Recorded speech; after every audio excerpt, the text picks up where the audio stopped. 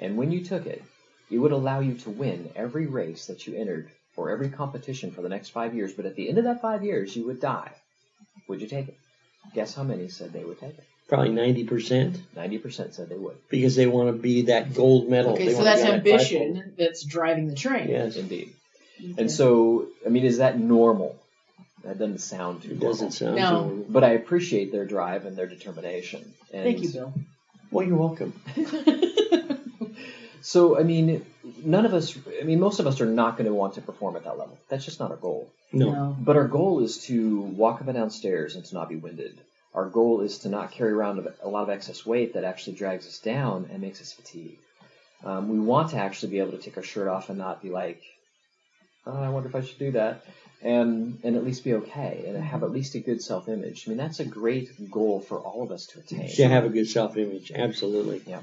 And so I think what may be wise is maybe even our next podcast, we get into some weight loss ideals and where does the problem lie and where can we find real solutions. And so as we do that, we're to come back to this idea of how is the body performing on all levels and why would it hold on to excess weight? Why 500 years ago were there not very many? I think less than 5% of the population was obese. We could say that maybe there's a genetic component to those people. Maybe they just lived an affluent lifestyle and they didn't do much, and so they had access to a lot of food, and they were just part of the wealthy. Could be. But most of us worked very hard all of our lives. 500 years ago, it was a constant battle. We had to survive, yeah. Yeah, where now, it's all shipped to us. I mean, gosh, now I can text somebody on an Uber and say, can you get me breakfast? Yeah, isn't that disgusting? And they'll bring it to me. And... It's called capitalism. It is. We find it sexy and hot. Yeah. And is it okay? Well, I don't find the food delivered sexy and hot, I'll tell you that right now. Wouldn't it be amazing if we had like a complete whole grain, freshly ground bread?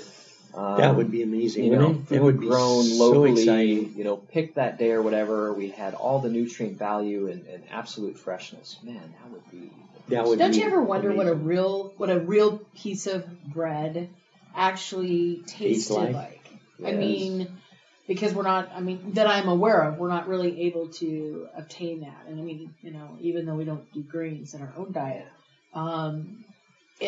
you still wonder. I mean, yes. I have actually cooked some recipes from Henry VIII had a favorite recipe, and it's made with lard and a couple of other things. Yeah. That, no, he can have it. There's probably a reason why he's in the grave. Not very flavorful, but I find it fascinating.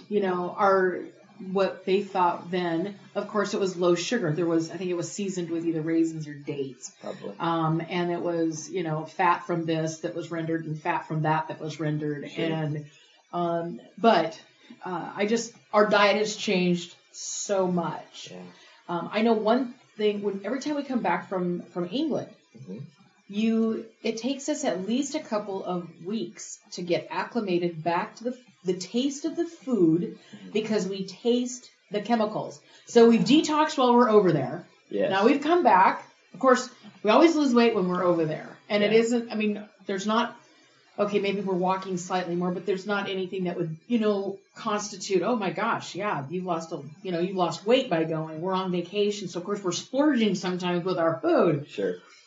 But it always amazes me the amount of chemicals that we taste in even stuff that's advertised healthy and yummy and good for you.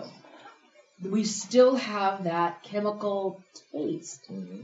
And that just tells me that there's so much more to it.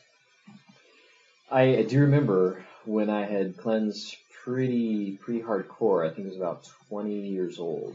And for a treat, I went out and had my favorite ice cream from Baskin-Robbins. Baskin-Robbins, oh, that's good stuff. Daiquiri ice. Oh. Love daiquiri ice. Mm-hmm. I took one bite, and I literally instantly spit it back out. All I could taste was the chemicals. I'll be darned. Wow. I thought, wow, this is how sensitive my taste buds have gotten. Isn't that amazing? And so I don't think I've ever had a bite of it since. Well, that's great. Well, we're just about out of time again, Candace.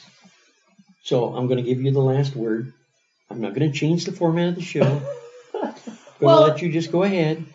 First of all, if we want to contact you and expose those yummy taste buds that are, Yes. masked by chemicals, how do we get a hold of you? You can contact me directly at the office at 360-893-8586, and we will schedule either an in-person or phone interview and figure out what your health goals or challenges or what's going on and what you want to accomplish.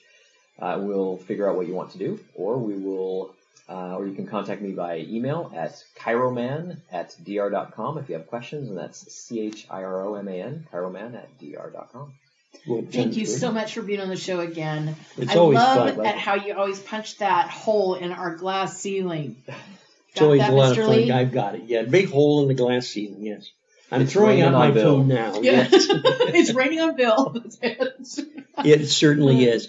If you like our conversation and you enjoy our podcast, please do us a favor and punch that subscribe button. Or if you're on Facebook, give us a like. We really would appreciate it.